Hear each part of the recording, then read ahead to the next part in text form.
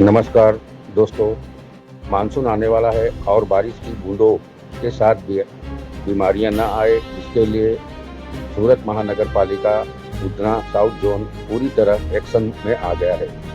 जी हाँ, जून महीने को मलेरिया विरोधी महीना मनाते हुए उधना साउथ जोन ने मलेरिया और डेंगू के खिलाफ एक बहुत बड़ी जागरूकता रैली निकाली है।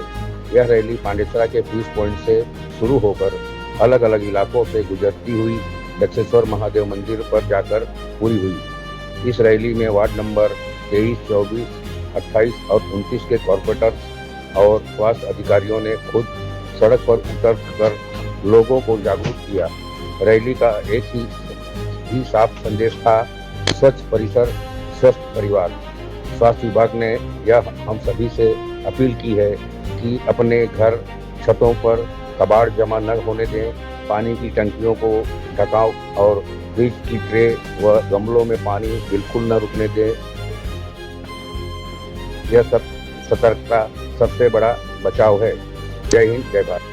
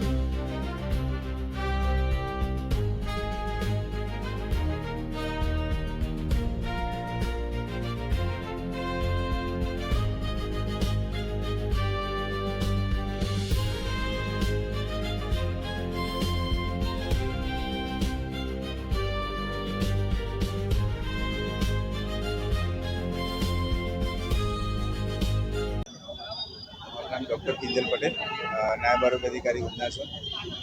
મેલેરિયા માસ જૂન માસને આપણે મેલેરિયા માસ તરીકે ઉજવવામાં આવે છે.